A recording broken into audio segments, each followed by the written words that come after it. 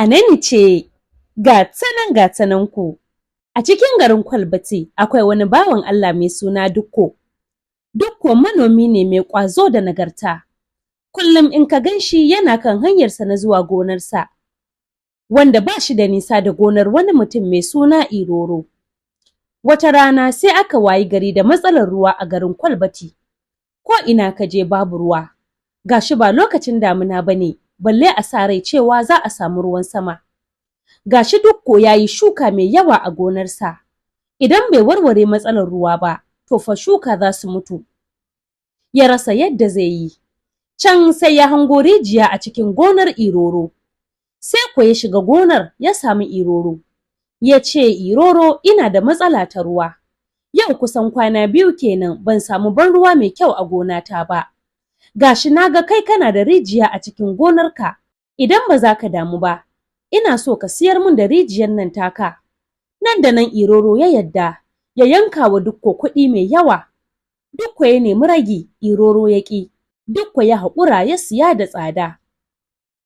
Washe gari sai Dukko ya shiga gonar Iroro zai ɗebi ruwa a rijiyarsa. Sai ko ya tarar cewa Iroro ya saka murfi ya rufe rijiyar ruf har da kwaɗo. Dukko ya nemi ya ji dalilin da ya sa ya yi hakan.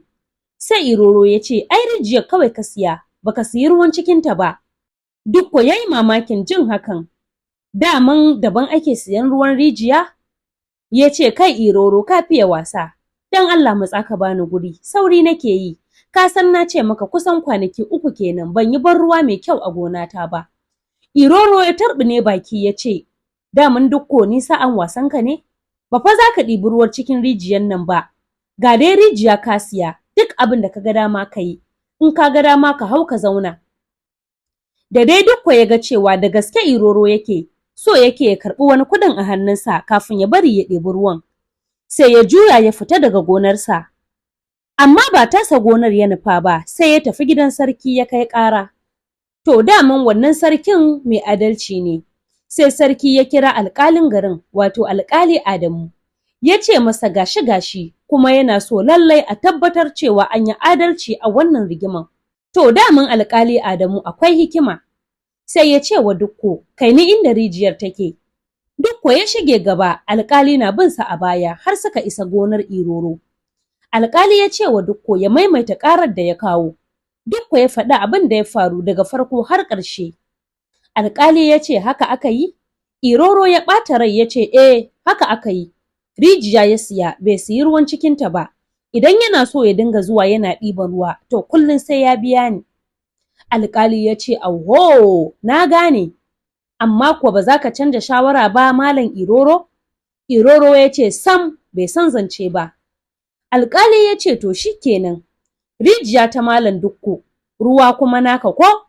Ya ce Alƙali ya ce to, na baka daga yanzu zuwa gobe da hantsi. Ka kwashe ruwanka kaf daga cikin rijiyarsa. In ya so, sai ya nemi wani ruwan ya zuba a ciki. Za mu dawo gobe da hantsi insha Allahu. Idan muka zo muka tarar da ruwa ko ɗigo ɗaya ne, to fa kashinka ya bushe. Zan ɗaure ka har tsawon shekara 5 a gidan yari, sannan za ka biya tara na naira 50,000. Alƙali Adamu ya ce wa Dukko ya tafi gida. Gobe zai zo ya tarar da rijiyarsa babu ruwa, sai ya nemi wani ruwan ya zuba. Dukko ya san an yi maganin mugu ne, saboda haka cikin farin ciki ya ce to ranka ya daɗe, na gode, Allah ya ƙara hikima. To fa, ƙaƙa. An bar Iroro da aiki. Nan fa Iroro ya samu guga ya fara ɗiban ruwa a rijiya yana zubawa a randunansa. A tunaninsa zai iya kwashe ruwan rijiyan baki ɗaya. Da ya ɗan gaji sai ya kwanta ya huta. In ya dawo sai ya ga wani ruwan ya tsatsafo. Har bayan isha, Iroro yana gona yana ta ɗiban ruwa. Da dai ya ga babu sarki sai Allah. Sai ya ruga gidan Malam Dukko ya ba shi haƙuri tare da yi masa albashir ɗin cewa ya bar masa ruwan da ke cikin rijiyan, wato kenan ya fasa siyarwa. Dukko ya ce, ya haka kuwa? Ka dai kwashe ruwanka ka bar min rijiyata. Iroro ya fashe da kuka yana dan Allah dan Annabi, ka karɓi ruwan nan ka rufa min asiri. Daman can naka ne, son zuciya ne yasa na ce nawa ne. Na gane kurena, kuma ina neman afuwa. Sai Dukko ya ce, to shi kenan, Allah ya yafe mana baki ɗaya. Washe gari da sassafe Dukko ya je ya sanar da alƙali Adamu. Alƙali ya ce, ai na san za a rina, shi ɗin me? Nan fa alƙali Adamu ya je gidan sarki ya faɗa wa sarki yadda suka yi. Kowa ko a fada ya fashe da dariya, ana ta yabon alƙali. Kurunƙus kan ɗan ɓera.